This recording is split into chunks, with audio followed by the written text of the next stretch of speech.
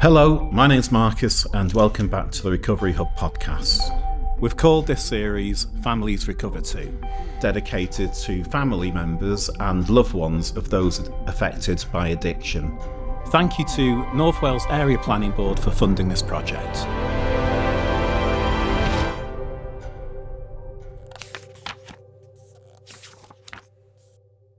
In this episode, you'll be pleased to hear that Caitlin's come back especially to interview Jamie. Jamie, I've known all of my recovery because he got clean at the same time I did pretty much. I might have a week or two on him. He got clean down in Colwyn Bay in a residential down there and threw himself into fellowship. He's become a really good friend over the years. He helps a lot of people into recovery and he's just such a good friend. Funny boy. With Jamie, we found yet another perspective with families. Now, in Jamie's case, it's the family that Jamie created in addiction that actually got him clean, that pulled him into recovery. And I think one of the toughest things for Jamie was saying goodbye to his son when he had to go to prison. And that just shocked him into wanting to change his life. It's yet another powerful episode from us, and we hope you enjoy it.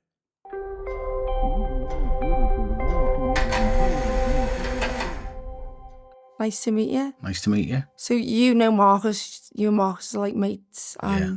We come about at the same time. So what was your like substance or of choice? And when did it start for you? My drug of choice was more. I couldn't get enough of it. I started drinking at a young age, probably smoking first, at the age of 10, 11. Always hung around with older lads. So when they went to secondary school, they started drinking. So I followed suit and started drinking bottles of cider on the park of a Friday night after school. Yeah. Same with me, really. Like, I used to hang around with older kids as well and used to like doing it on my own as well. You know, like once I got a taste of it. I know everyone's different. Like some people don't really like the taste and stuff. But for me, it was like, I knew it was wrong, but I just wanted to do it even more then. Do you know what I mean? Same here. I hated it. But I loved it at the same time. That's it though, isn't it? Yeah. And you wake up in the morning, what did I do last night? And then your mates are telling you done this and this, and you feel a bit gutted, and then it'd soon pass. Yeah. You do the same the following week. You say, I'm never doing it again, and then you know, on the weekend. Yeah, back at it. So when did it get bad for you? Like, I'd say it got bad before I even left school. Obviously, I was drinking Fridays, then it went Friday, Saturdays. Then weed come in when I started smoking weed every day. And then before I left school, amphetamines come in. And basically, I'd say it was out of hand before I'd left school. Yeah. But it seemed normal because all my mates done it. But I was always the worst one out of a lot of us. Yeah. But yeah, just carried on basically because I thought I enjoyed it. I know that feeling though, being the worst one, like out the group. Like I nearly got like an ASBO in school and I went to a private school. And like they were like gonna kick me out and stuff, and no one else was as bad. Do you know what I mean? As you, yeah. Yeah. So like, when did you like get help and stuff? Like, what made you? Basically, I had many years. Obviously, I left school at 16, and I was flat out at it. Luckily enough, I got a good trade. I'm a plumbing and heating engineer. Always worked from a young age, plus sold drugs. But I'd say it was early 30s when, it was 32 when I got the help. And that was through 3 prison sentences, the loss of me mum and me dad. There's just loads of carnage that come along before I got clean, basically. God, yeah, all that like stuff happening as well, like must take its toll. Yeah, it did. And to be fair, I come from a dead, loving, caring family. And to lose me, I lost my dad first, 2 days after my son's first birthday. And that was heavy. To be honest, I lost a friend 2 years previous to that in a car crash. And he was killed outright. I thought that's what was the turning point in me using was. Looking back, I know I weren't right from school. Yeah. But the loss of me mate Nicky. And then my drug use went to another level, drinking and drug use. And then obviously the loss of me dad. The year that my dad died, I had a lot of life-changing things, which was I got a girl pregnant behind me childhood girlfriend, which I left her of, I think it was 5 or 6 years and got with this other girl. I set up my own business. My dad took ill with leukemia and then my dad eventually died, so I I started earning good money, but I was spending good money on drugs. Yeah. I think I saved £52,000 up in nearly 12 months and I spent it all on cocaine. It's mad, isn't it? That's how powerful this fucking disease, this illness is. Yeah. But yeah, I come out the other end many moons later. Yeah. So obviously today you're wearing your work clothes. Yeah. So tell me about your business. Like, was you working for someone else? How did you train for that? And what made you decide to set up your own business? Well, it all started, the plumbing, as a child. Basically, as a kid, I always wanted to be a mechanic. Because I love cars. Yeah. My dad worked away most of my childhood life. He was a welder, but he worked offshore on the oil rigs, Heathrow Airport, the Channel Tunnel. And what happened was, when I was 13, he'd be away most of the 6-week summer holidays. So he sent me the first year in secondary school. He sent me with his mate Jamie, a mechanic. The following year, he sent me with another good mate of his who was a kitchen fitter, John. And then the last 3 years, he sent me with my uncle, who's a plumber. At which point, I always had a paper round and I worked in the local hotel up in Pulford, the Grosvenor, cleaning pots. I was always obsessed with money. Yeah. And earning it by the sounds of it, yeah. And selling a bit of drugs here and there. Yeah. But as I got older, I said to me dad, why out of the 4 kids was I the only one who was sent to work? And he said, because you're a naughty little get. And he said, I always could keep track on you when I was away. And I knew you couldn't cause havoc Monday to Friday because you'd be working and you'd only cause havoc from 5 till 11.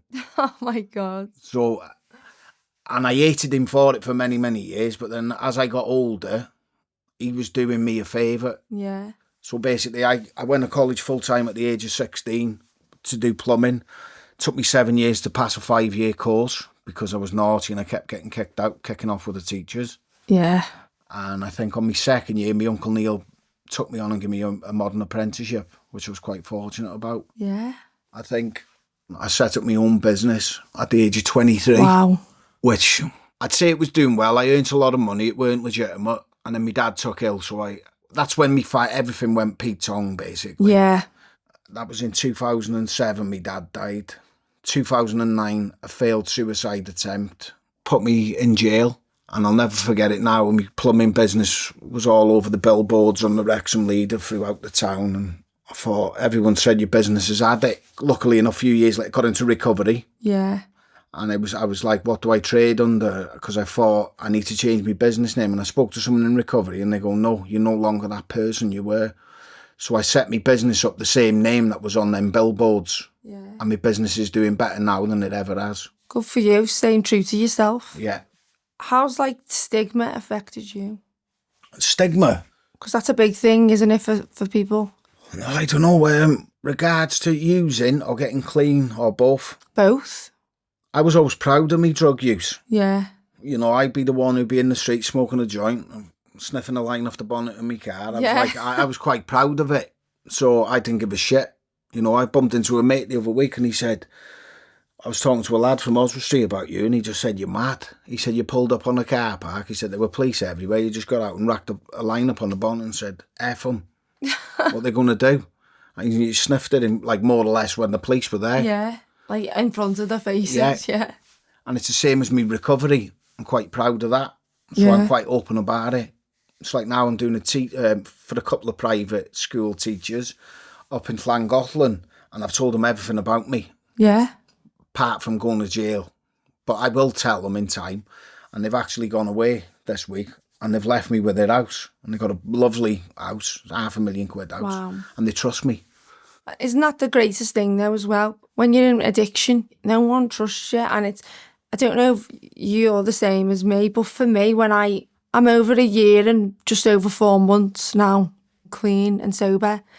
But in the beginning for me, it was a bit hard with my family because they didn't have that trust there. No. So earning trust for me is being a really big thing. Yeah.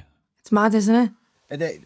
I don't know, I don't want to say I'm fortunate because I'm not, because I've lost my parents, but I've had Yeah. nobody really to have to prove to other than myself. Yeah. Do you know what I mean? I come about when my son was 8. So yeah, I've had to prove to him, but he was still a kid. Yeah. So realistically speaking, I know I've got a brother and sisters.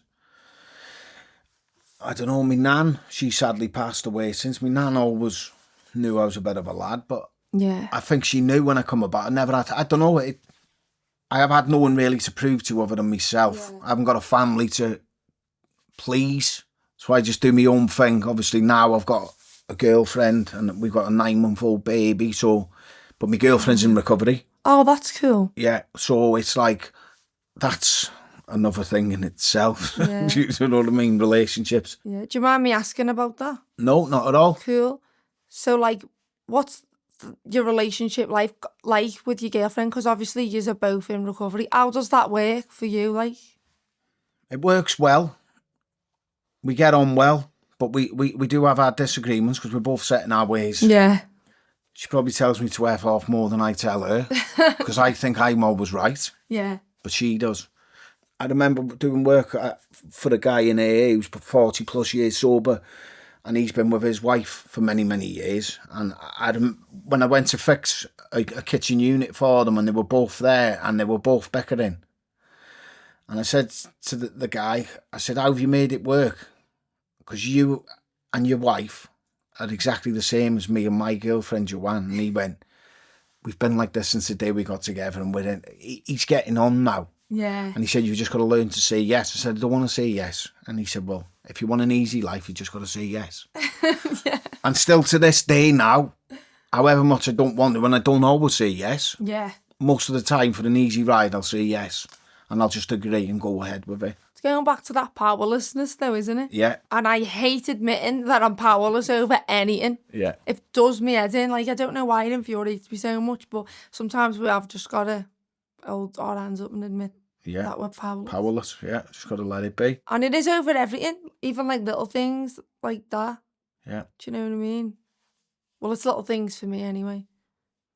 So, you know, when you started your business back up, when you got help with your problems, like your addiction issues and stuff, did you go to a treatment centre or anything? Did you do 12-step recovery? Like, Right, well, what happened with me was, I think that when that failed suicide attempt was a cry for help in 2009. yeah, And I ended up getting an 18-month prison sentence.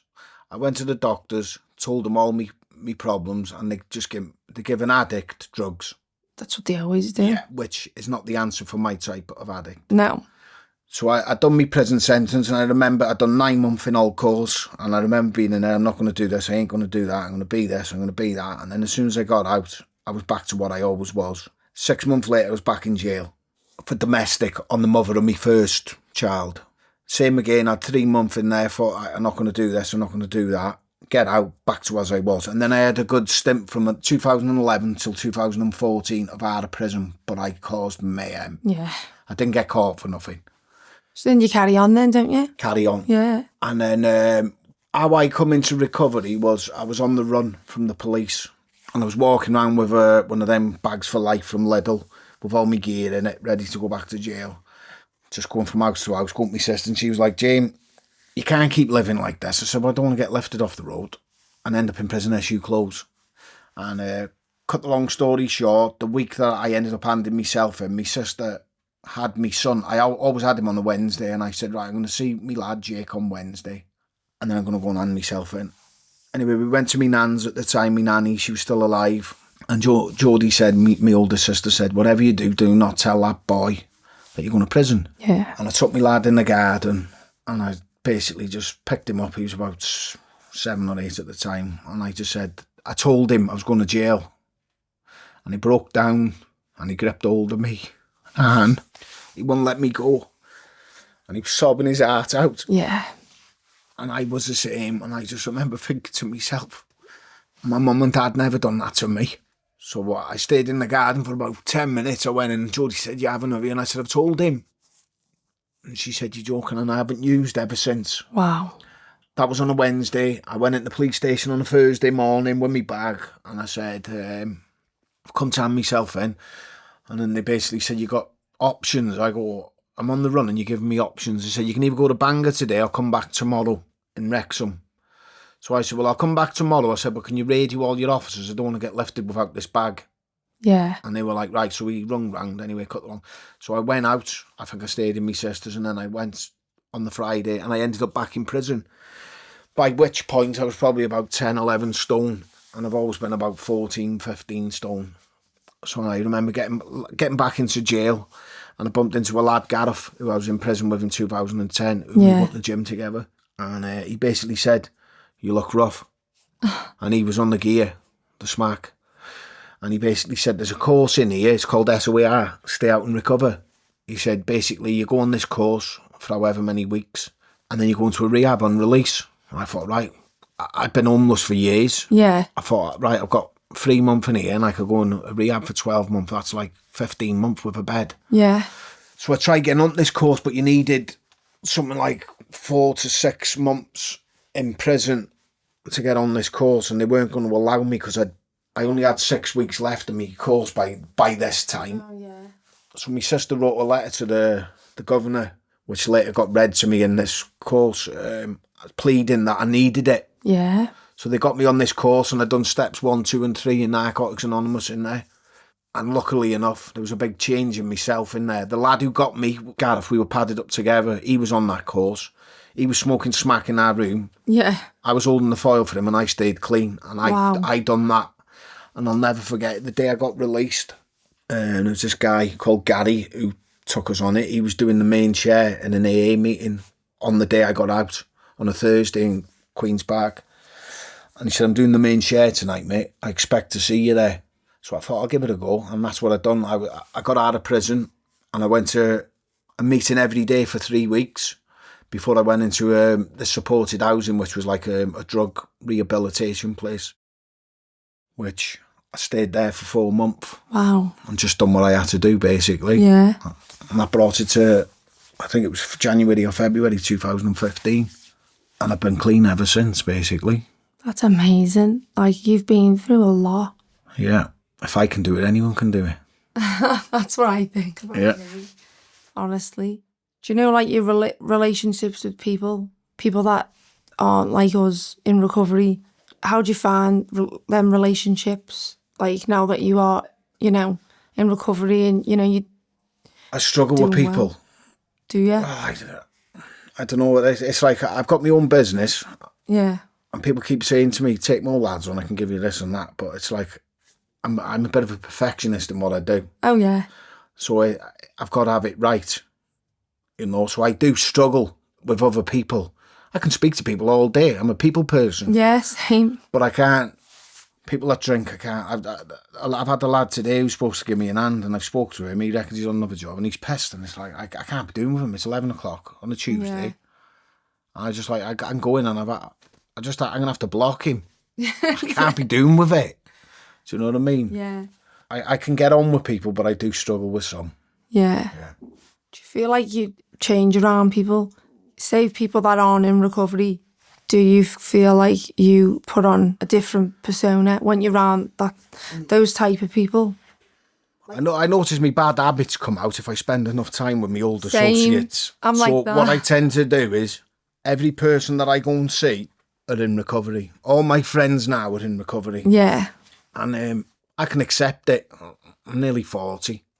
You know, them people that I thought were my mates from the day I was born to 32, guess what? I don't hear off them, so are they really mates? Same. It's mad, that, isn't it? The way that happens. And it's like when I lost my mum and my dad, and it's not their fault, they're just sick individuals. It's like when I wanted somebody to speak to, I didn't want a line of coke and I didn't want a beer, I just wanted to say, "Listen, I'm hurting." Yeah. But none of us are programmed where we're from to Support each other support in each that other way. in the right way. All it is yeah, have a line, have a drink, That's have a it. joint, Yeah. and we'll get you in that rehab quicker. Yeah. Because that's what's happened, but they're not to know. Yeah. Part and parcel of recovery, isn't it? So, are you and your girlfriend go to meetings? Like, are you in NA or AA? My girlfriend's in NA. Cool. I don't do as many meetings as I should. I used to, up until me and my girlfriend got together. Sorry, how did you meet, if you don't mind me asking? Yeah, we met in a meeting, but I was with another girl at the time, and it weren't nothing like that. Yeah. And then basically we went to Portugal, and I went with another girl, and we split up out there. And me and my girlfriend now just got speaking. Yeah. Nothing happened, and then months later we started speaking, and we got together, and that was nearly 5 years ago. Wow. And since then we've bought an house, We go on an endless amount of holidays, and we've got a lovely little baby girl, Dottie, Oh, that's amazing. 9-month-old. Yeah. That's lovely. So sorry for interrupting you. Back to the question. So your girlfriend's in NA. My girlfriend's in NA. I used to be a big NA, but I go to AA because I got more. Basically, when I come about, there was only one NA meeting in Wrexham. Yeah. So I had to go to AA. So I stayed clean through AA. Yeah. And they were the people who helped me. So one of my best mates now is in AA, who's a recovering heroin addict. So it's sort of, AA suits me. Yeah. Do you know what I mean? I get that completely, yeah. But I was drugs. My girlfriend goes to Narcotics Anonymous. She goes religiously. I just go as and when I feel I need to go. It's no excuse. I should go more, basically. No, but I'm the same, to be honest with you. Life happens. Yeah. And, you know, I know that those people are there for me. No matter what. No matter what. It's unconditional. And also, I know that in the beginning when I first got like sober and clean and got out of rehab, the rehab that I was in, I'd think if I ever miss a meeting and I'm not in the rehab anymore, as if, oh, I can't go, people will think, why wasn't she here last week? But it's not like that at all. If whatever day it is, however much time's passed, I'll always be welcome there. You know, they've always got a space for me. I think that's important as well to know, because you can start to isolate yourself, but life happens, doesn't it, you know? The thing is with me, I got my own business, so I've always got something to do. Yeah. And it's no excuse, because at the end of the day, I'm only sat here today because of the fellowship of Narcotics Anonymous and Alcoholics Anonymous. Yeah. But I know if shit hits the fan, I know I've got that fellowship and I can go to a meeting every single day, and no matter what, I'll be okay. Yeah. That's it. Which I never had that prior to this. Yeah. And you know what? You're sitting here now with me and you're telling your story. I think it's amazing. We're both miracles, really. Well, we all are, aren't we? I know. The thing that does my nut in, I've got loads of people like who say, "Oh, I want this," and then you tell them, and then they like phone you up and go, "Is there anything else other than them meetings?" It's like, trust me, if there was something else, I wouldn't be sitting in them meetings now. And they're like, "There's got to be." And it's like, well, when you find it, let me know. Yeah, when I was, because I did 10 months in the rehab I was in, my dad you'd have a phone call for 10 minutes each night. When I'd be on the phone to my dad, in the beginning, say 6 months into my treatment, he couldn't understand why or how it's a mental illness. And he'd go to me, "I seen this documentary, isn't there some like pill you can take?"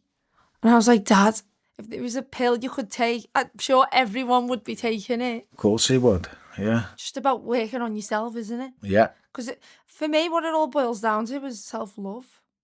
Like, you want to be numb to everything because you can't sit with yourself. You can't sit with this head. No. Do you know what I mean? That's why we do what we've done, you know what I mean? And even at a young age. Quieten the head down, yeah. At a young age, like, anything can be traumatic at a young age. It doesn't even have to be anything major. That's what I learned.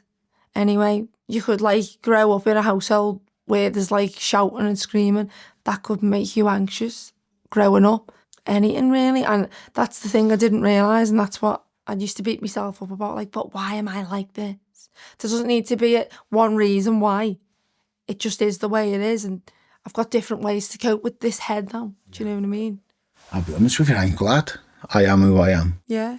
I got a good life today. Yeah. And up until I got clean, I thought I had a good life, and it weren't. Yeah. You know, and to think on that year I tried killing myself, from then till now, I've only been living 8 years, and I've got a baby daughter, and I got everything I need, me 2 dogs. Yeah. I'm the happiest I've ever been. Do you know what I mean? Yeah. And I had everything back then. Business, money, 3-story house. And it was nothing because I weren't right inside. Yeah. It means nothing because you didn't have anyone to share it with. And you, like you just said, you weren't living your truth. You weren't living your best life. You weren't living the authentic you. But you are today. Yeah. Keep it simple. That's it. Yeah. So what advice would you give to, like, people that want to get into recovery? Just don't think about it, just do it. Yeah. You know, you can I don't know, it's easier, isn't it? You're only gonna do it when you're ready. It's like, I know when we lost me mum, which was probably, I think, a year or so, my sister wanted to pay for me to go to rehab. Yeah. I wasn't ready. Yeah. So you've either got to keep at it until you are ready. I don't know, them meetings of where it's at for me. I got into it through prison, so I was quite fortunate regardless. But I know if I'd have been offered that sooner, I think I'd have took it because I'd had enough. But there was no way out. Yeah. Do you know what I mean? You go and see a doctor who you think, he knows, and they don't. Yeah. They're not qualified unless they've been in our shoes. Exactly. They're not really going to know. No. Are they? No. And we're never going to understand ourselves, really, are we? No. As sad as it is, we just got to keep doing what we're doing as long as we don't pick up a drink or a drug. That's it. All you've got to do, just don't pick up. It's the main thing. It's a simple program. For complicated people. Yeah. I just need to not get easy and simple mixed up. It's not easy, but it's simple if you let it be. Instead of complicating everything in our heads, you know. So, like, relationships. Yeah, but basically, me older sister, we dead close, and then what's happened is in the past 12 months, we've sort of not spoken. Why it is this work I got offered. Yeah. Her fella was on it. And basically, I've gone on it, and they didn't like it, and it's like, well, I'm taking work off him, but bear in mind, Lee's got 40 lads, 40 lads. Yeah. And there's me. So how much work can I take off them? So Yeah. I haven't spoke to him properly. Well, I haven't spoke to Lee for over 12 months. Yeah. And I've spoke to my sister about 3 times, which is a shame, really. But at the end of the day, the way I see it is I've got to do what's right for me. Lee's lads don't pay my wages. I pay my wages. So at the end of the day, I can't not take work on just because my sister's fella's on it. Do you know what I mean? Yeah. At the end of the day, it's one of them. And if you haven't done it with any, like, malice No. behind it, then All I've done is just to provide for my family. that's it. You know, but Like, your intentions are good now. You might have not have been when you were in addiction, but no, they are now. definitely weren't in addiction. But I don't know. It's weird. I always done all right when we work and me using. Yeah. Because I've never been one for stealing. Like I say, I'll do a job and I'll do it right. I always have, because I've been trained right. But then out of work, I'll be up and down the country doing what I do. Yeah. Smoking and sniffing, but still be there the next day and do my job, because that's what I do. No, but you seem to me, you're one of those people, like you just said, no matter what, you've always been a grafter. Like, you get up and you show up and you do the job. I'm a workaholic, my missus keeps telling me. Yeah. It's like the weekend, what do? I work Monday to Friday, and then if someone phones me up to move a car or whatever, I'll go and do it. But we had Saturday off, we went to a wedding in Bolton, because that's where my missus is from. And then we drove to London on Sunday, me, her and the little one and the dogs. And that was to pick a car up. But I got just short of £1,000 to pick this car up. So I said, well, we'll go halves on the money. So I give her half the money, because she's off, she's not getting paid. Yeah. Because we've had the little one. But I'm not shy of work, basically. Yeah. I'll go out all night if I have to. If the money's right, I'll work all night. Yeah. And I don't know why, because I don't need it. Is it just like, do you get a buzz out of it? What do you think it is? Maybe it's because I don't like being sat still. I don't know. Yeah. I think it's like, I can relate to that with cleaning. I can't stop cleaning. Can't you? I have to do it. Even when I know something's clean, I'm thinking about it now, but like, oh yeah, I'm going to lint roll my bed when I get home. Do you know what I mean? It's not normal, but I think we'll always have a bit of that. Yeah. It's there, isn't it? You know what I mean? It's how you keep it in check, isn't it? You know? I think I'll always work. It's not a bad thing, though. No. And they got a good life because of it. As long as it's not affecting you or your family, you know. No. But honestly, thanks so much, Jamie, for coming in today and having a chat with me. It's all right. Thanks for having me. Thank you.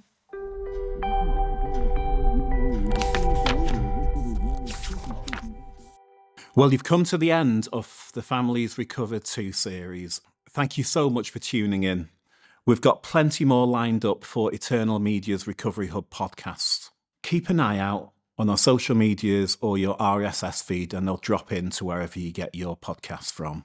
Thanks again for listening. We'd just like to thank everybody who's been a part of this series and contributed.